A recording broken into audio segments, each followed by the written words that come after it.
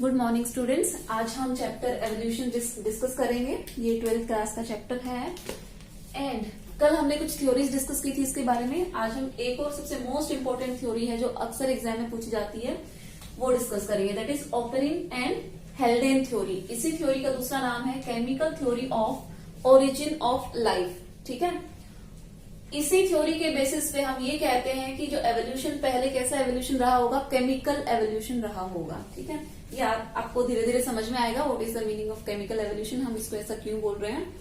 अब Oparin and Haldane दो अलग अलग साइंटिस्ट थे और दोनों ने एक हाइपोथेसिस दिया था, अलग अलग हाइपोथेसिस दिया था, बट दोनों एक ही बात कह रहे थे, इसलिए हम इन दोनों की जो हाइपोथेसिस है हम एक साथ स्टडी कर रहे हैं।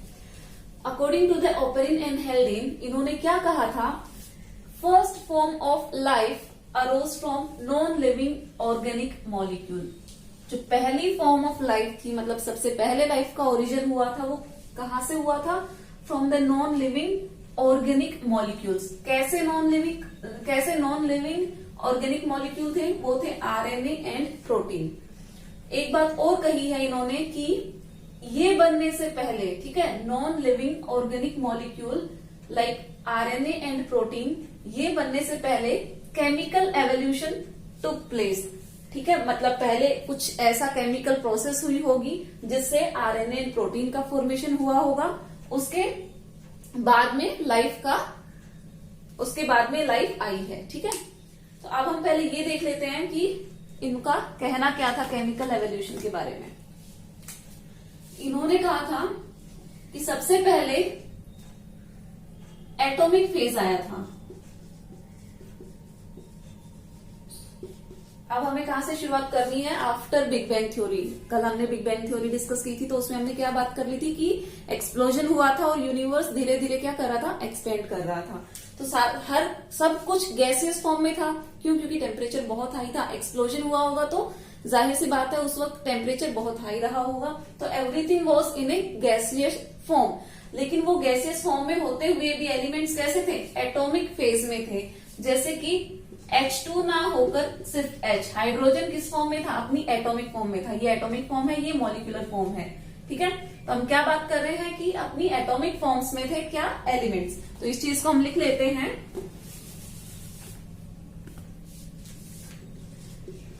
Elements were in atomic form.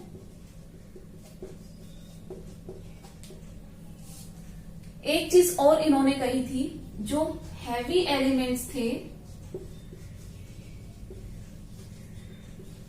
वो कंडेंस होकर अर्थ के कोर में इकट्ठे हो गए। ठीक है, ऐसा समझो कि ये अर्थ है, ये इसका कोर है। यहाँ पे जितने भी हैवी एलिमेंट्स थे लाइक आयरन, निकल, वो सारे कंडेंस होकर कहाँ इकट्ठा हो गए, अर्थ के कोर में। फिर इनसे जो लाइटर एलिमेंट्स थे वो अर्थ के सरफेस पे इकट्ठा हुए। ठीक है, और जो सबसे लाइटेस्ट एलिमेंट जो थे वो अर्थ के एटमॉस्फेयर में आ गए। ठीक है, आज का जो एटमॉस्फेयर है वो टोटली डिफरेंट है उस टाइम के एटमॉस्फेयर से। तो उन्होंने कहा था कि ठीक है, जो अर्थ है, सबसे हैवीएस्ट एलिमेंट थे वो अर्थ के अंदर चले गए, एकदम कोर में इकट्ठा हो गए। जो लाइटर थे, उनसे थोड़े लाइटर एलिमेंट्स थे, वो जैसे सोडियम, पोटेशियम, ये सब कहाँ इकट्ठा हो गए, ये अर्थ के सरफेस पे, क्रस्ट कह सकते हैं, अर्थ क्रस्ट पे आ गए। और जो बचे हुए सबसे लाइटेस्ट एलिमेंट थे जैसे कि carbon, hydrogen, oxygen and nitrogen, ये सब अपनी एटॉमिक फॉर्म में प्रेजेंट है। और ये सब कहाँ है, जो आउटर एटमॉस्फेयर है। ठीक है, अर्थ का जो एटमॉस्फेयर था उस समय पे वहां पे आ गए। तो ये पॉइंट आपको समझ में आ गया क्या कहना चाह रहा है। अब नेक्स्ट हम देखेंगे, इन्होंने एक बात और कही थी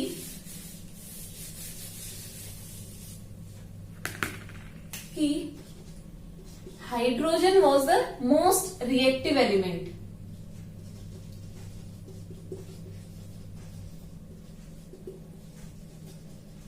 जो 4 एलिमेंट बने थे वो सारे, उनमें से सबसे ज्यादा रिएक्टिव कौन था, हाइड्रोजन था। तो हाइड्रोजन ने ऑक्सीजन के साथ में रिएक्शन करके क्या बनाया, H2O बनाया, लेकिन ये लिक्विड फॉर्म में, ये जो वाटर था लिक्विड फॉर्म में नहीं था, ये वेपर की फॉर्म में था। ठीक है, क्यों? क्योंकि टेम्परेचर इतना हाई था कि कोई चीज लिक्विड में थी ही नहीं, सब वेपराइज हो जा रही थी। ठीक है, तो वाटर के भी क्या बने? वेपर बने। तो यहां पे एक इनऑर्गेनिक मॉलिक्यूल बन गया। ऐसे ही जब हाइड्रोजन नाइट्रोजन के साथ में रिएक्ट किया तो अमोनिया बन गया। ये भी एक इनऑर्गेनिक मॉलिक्यूल है। तो इनका कहने का मतलब ये था, पहला एटॉमिक फेज आया, उसके बाद में इनऑर्गेनिक मॉलिक्यूल्स का फॉर्मेशन हुआ।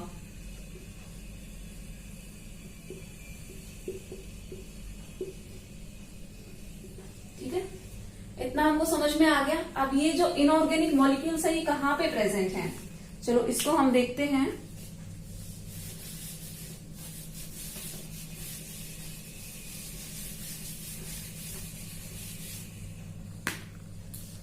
हाइड्रोजन एंड ऑक्सीजन ने मिलकर क्या बना लिया था? वाटर वेपर बना लिया था। धीरे धीरे ये कंडेंस होना शुरू हुए। ठीक है, H2O वेपर है, ये कंडेंस होना शुरू हुए, क्लाउड का फॉर्मेशन किया। ठीक है, अब जब कंडेंसेशन ज्यादा हुआ तो बारिश के फॉर्म में वाटर नीचे आने लगा। और यहाँ पे क्या थी? अर्थ, और इसका टेम्परेचर बहुत हाई था। ठीक है, ये अर्थ का सरफेस है। टेम्परेचर हाई होने की वजह से जैसे ही बारिश नीचे आती, वापस से क्या हो जाता? इवेपोरेशन हो जाता। और ये प्रोसेस मिलियंस ऑफ ईयर्स तक ऐसे ही चलती रही कि ठीक है, वाटर वेपर बन रहा है, कंडेंस हो रहा है, नीचे आ रहा है, और हाई टेम्परेचर की वजह से वापस से वेपर फॉर्म में वापस चला जा रहा है। और साथ ही साथ यहाँ पे क्या प्रेजेंट है? यहाँ पे अमोनिया भी प्रेजेंट है। तो धीरे धीरे क्या होने लगा कि ये मिक्स होके इसके साथ आने लगा। और देखो, initially the temperature was very high and atmosphere, एक सबसे इंपॉर्टेंट पॉइंट यहां लिख लेना, जो टेम्परेचर था वो रिड्यूसिंग था उस समय। ये बात हम कैसे समझेंगे? हाइड्रोजन सबसे ज्यादा रिएक्टिव था। ठीक है, ऑक्सीजन के साथ में रिएक्ट करके क्या बना लिया था? H2O। इस वजह से ऑक्सीजन पूरा कंज्यूम हो गया था। There was no free oxygen. अब एटमॉस्फेयर में फ्री ऑक्सीजन था ही नहीं, तो एटमॉस्फेयर कैसा हो गया? रिड्यूसिंग एटमॉस्फेयर हो गया। तो हमें ओपेरिन एंड हेल्डेन की थ्योरी से कुछ बातें समझ में आई कि टेम्परेचर बहुत हाई था और एटॉमिक फेज में एलिमेंट्स प्रेजेंट थे। और तीसरी बात क्या थी? टेम्परेचर हाई और रिड्यूसिंग एनवायरमेंट था। सॉरी, इसको एटमॉस्फेयर लिखो यहां पे। एटमॉस्फेयर जो था बहुत ही रिड्यूसिंग था, because there was no free oxygen available. Free oxygen नहीं होने की वजह से एटमॉस्फेयर क्या था? रिड्यूसिंग था। तो ये तीन कंडीशन आपको समझ में आ गई।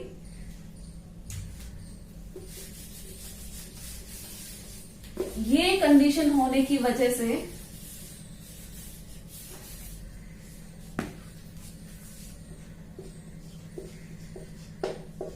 ठीक है, ये फ्री फॉर्म में भी प्रेजेंट थे और ये कंबाइंड फॉर्म में भी प्रेजेंट थे। तो वाटर वेपर के साथ ये क्या? इनका मिक्सअप हो गया, मतलब एक दूसरे के साथ में ये इकट्ठा होके अर्थ की सरफेस पे आना शुरू हो गए। ये डिप्रेशन है अर्थ। देखो, ये हमें पता है कि जो अर्थ है उसका सरफेस एकदम प्लेन नहीं है, रफ सरफेस है। कहीं पे माउंटेन्स हैं तो कहीं पे डिप्रेशंस हैं। तो हम इसको मान लेते हैं ये गड्ढा है, डिप्रेशन है। धीरे धीरे सिचुएशन चेंज हो रही है, एनवायरमेंटल कंडीशंस चेंज हो रही है। ये जितनी भी प्रोसेस थी ये बहुत मिलियंस ऑफ ईयर्स ले रही है कंप्लीट होने में।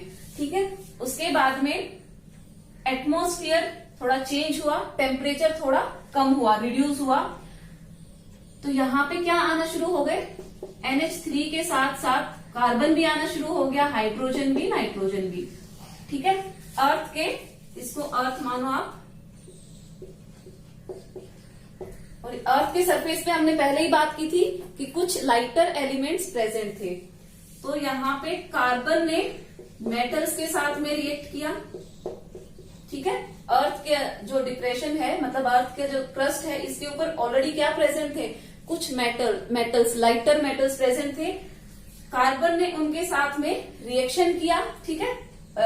हमने अभी बात की है कि वाटर वेपर के साथ में क्या, ये सब कुछ अर्थ के ऊपर आया, तो यहाँ पे कार्बाइड्स बने। ऐसे ही नाइट्रोजन भी मेटल के साथ में रिएक्शन हुआ तो नाइट्राइड बने, ठीक है।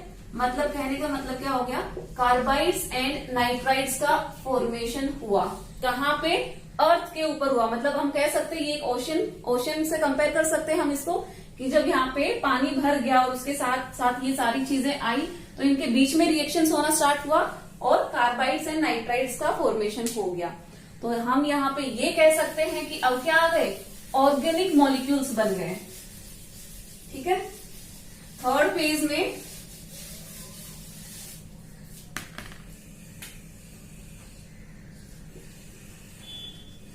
ऑर्गेनिक मॉलिक्यूल्स बन गए, ठीक है। एटॉमिक फेज आपको समझ में आ गया कि क्या था। पहले इनऑर्गेनिक मॉलिक्यूल्स कैसे बने, कि जब हाइड्रोजन ने रिएक्शन किया ऑक्सीजन के साथ में, नाइट्रोजन के साथ में, उसके बाद में जब मेटल्स के साथ में रिएक्शन हुआ तब क्या बना, ऑर्गेनिक मॉलिक्यूल्स। ये तीन चीजें देखो, इसीलिए हमने इसका नाम केमिकल एवोल्यूशन, हमने नहीं सॉरी ऑपरिन एंड हाल्डेन ने दिया था केमिकल एवोल्यूशन, कि धीरे धीरे चीजें इवॉल्व कहाँ से हो रही हैं। सबसे पहले क्या था, सिर्फ गैसेस थी। जब उन्होंने रिएक्शन करना स्टार्ट किया आपस में, तो धीरे धीरे inorganic molecule and organic molecules का फॉर्मेशन स्टार्ट हुआ।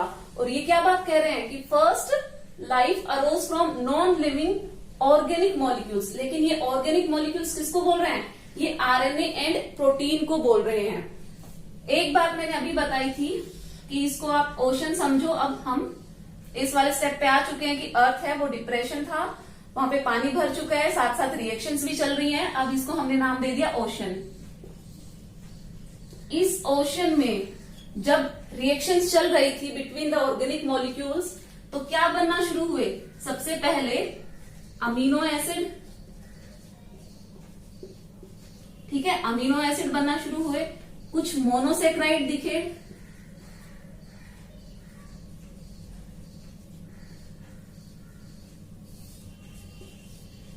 तो ये एकदम प्रिमिटिव, इनको हम क्या कहेंगे, सिंपल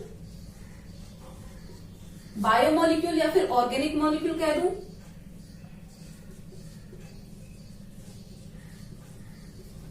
सिंपल बायोमोलिक्यूल्स बनने शुरू हुए, amino acid and monosaccharide.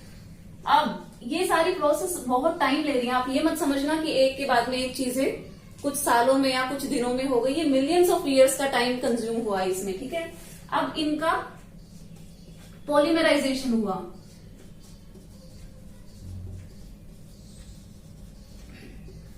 Polymerisation की वजह से क्या बन गया, प्रोटीन बना, कार्बोहाइड्रेट बने, ठीक है। बाकी यहां लिख देती हूं, ऐसे ही कुछ फैटी एसिड बने और न्यूक्लिक एसिड भी बना।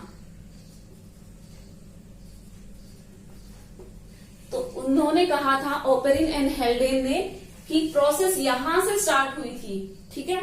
एटॉमिक फेज से स्टार्ट होते होते कॉम्प्लेक्स बायोमोलिक्यूल्स का सिंथेसिस हो गया। अब ये सारे क्या हो गए, सब क्या है, कॉम्प्लेक्स बायोमोलिक्यूल्स हैं, ठीक है। सबसे पहले सिंपल बने, अमीनो एसिड, मोनोसेक्राइड्स, ऐसे ही और भी चीजें बनी, उनका पॉलीमराइजेशन हुआ। पॉलीमराइजेशन होने की वजह से क्या हुआ, कॉम्प्लेक्स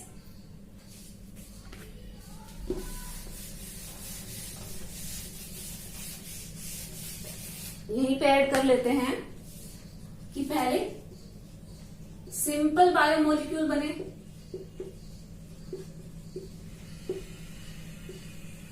और उसके बाद में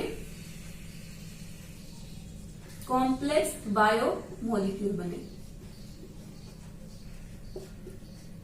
ठीक है। यहां पे हम लिख सकते हैं इनऑर्गेनिक में वाटर वेपर,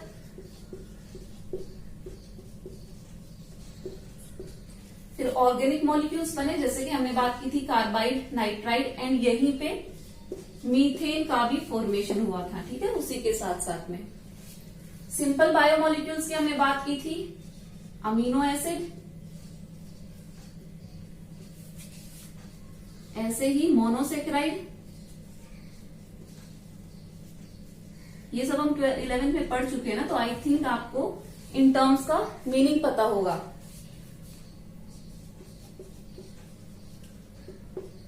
प्रोटीन बना, न्यूक्लिक एसिड बना, ऐसे ही कार्बोहाइड्रेट एंड फैटी एसिड बने।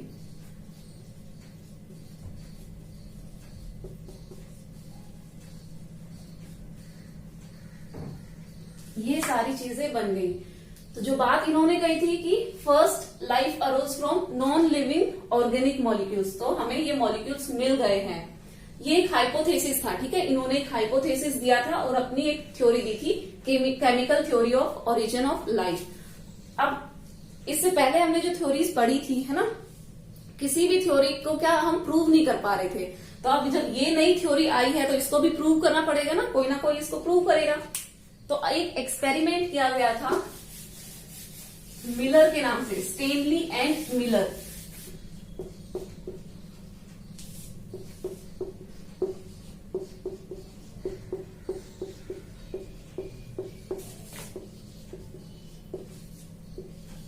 जो बात ओपेरिन एंड हेल्डेन की थ्योरी ने कही थी कि उस टाइम पे एटमॉस्फेयर कैसा था, रिड्यूसिंग था, टेम्परेचर वेरी हाई था,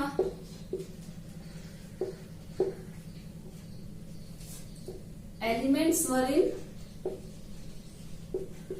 एटॉमिक फॉर्म, उसके बाद में फॉर्मेशन ऑफ वाटर वेपर,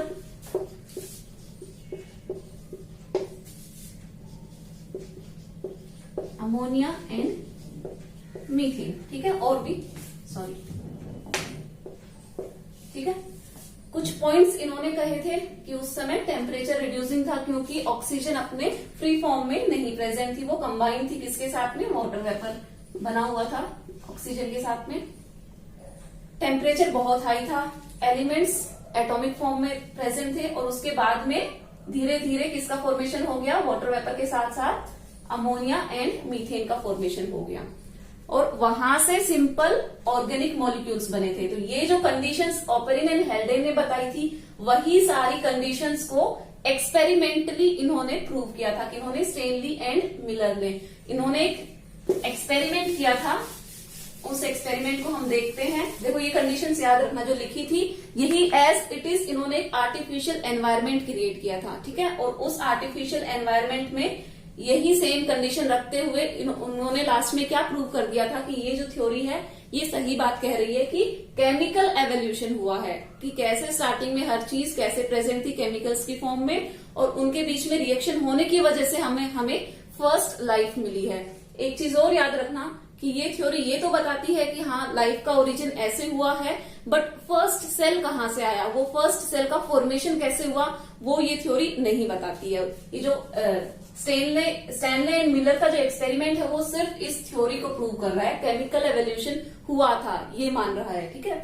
अब हम ड्रॉ करते हैं, उनका एक सेटअप बनाया था उन्होंने, ठीक है, और सेटअप हम बनाते हैं।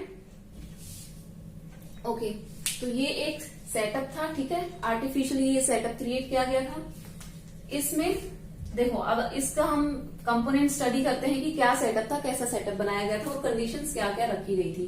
क्या है ये स्टेनली एंड मिलर का एक्सपेरिमेंट है, किस पे बेस्ड है, ओपेरिन एंड हेल्डेन की थ्योरी के ऊपर बेस्ड है।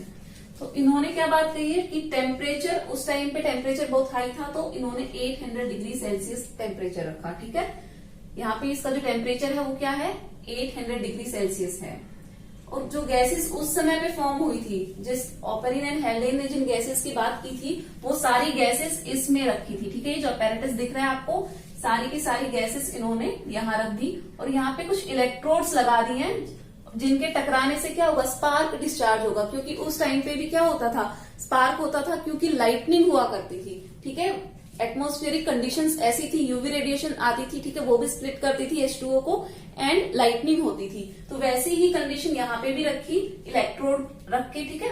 उसके बाद में इन्होंने बॉइलिंग वाटर, यहाँ पे कुछ बॉइलिंग वाटर, क्योंकि हमने वहां पे भी बात की थी कि जो अर्थ थी, ठीक है, उस वक्त उसका टेम्परेचर हाई था, तो जो वाटर, जो बारिश आती थी, ठीक है, वो वापस से इवेपोरेट हो जाती थी। तो वैसी ही कंडीशन एस्टेब्लिश करने के लिए यहाँ पे वाटर को क्या कर रहे हैं, बॉइल कर रहे हैं, ताकि वेपर का फॉर्मेशन हो। अब देखो, वैक्यूम क्रिएट कर दिया है, यहाँ पे एक वैक्यूम पंप लगा दिया है, इलेक्ट्रोड लगा दी है, इनका स्पार्क डिस्चार्ज होगा तभी आपस में टकराएंगी, ठीक है। यहाँ पे गैसेस थी, ठीक है। जब ये देखो, ये वही एक अपैरेटस बनाया है कि यहाँ पे रिएक्शन हो पाए, गैसेस का आपस में रिएक्शन हो पाए और ऑर्गेनिक मॉलिक्यूल्स का फॉर्मेशन हो। उसके बाद में ये कंडेंसर लगा दिया है, क्योंकि हमने वहां पे बात की थी कि जब वापस में रिएक्ट होने के बाद में कंडेंस होकर वाटर के साथ में सब कुछ नीचे आया था, अर्थ के ऊपर जमा हुआ था, ठीक है। तो यहां से देखो, दो आउटलेट है, एक से वाटर आप निकाल सकते हो और एक से वाटर डाल सकते हो। और यहाँ पे अब देखो, वाटर बॉईल हुआ, वेपर ऊपर गए, वाटर वेपर्स ऊपर गए, सारी गैसेस यहाँ पे हैं और इलेक्ट्रोड की वजह से स्पार्क हुआ। तो सेम कंडीशंस उस समय में जो रिएक्शन हुआ होगा वैसा ही रिएक्शन यहाँ पे हुआ, और वापस से जब कंडेंस होने के बाद में सब कुछ अर्थ के ऊपर आया था, अर्थ के ऊपर आया था, तो यहाँ पे वो सब कुछ क्या था, इकट्ठा हो गया था। इसके अंदर जो भी कंपाउंड्स हैं वो सारे इकट्ठे यहाँ पे हो गए हैं। अब यहां से हमने उसको टेस्ट किया था, यहां से ये जो वाटर इकट्ठा हुआ था, इसके अंदर कौन कौन से कंपाउंड हैं वो सारे निकाल के यहां से जब हमने टेस्ट किया था, तो हमें कुछ अमीनो एसिड मिले थे। फर्स्ट अमीनो एसिड जो मिले थे वो 3 अमीनो एसिड थे। One was glycine, alanine and aspartic acid.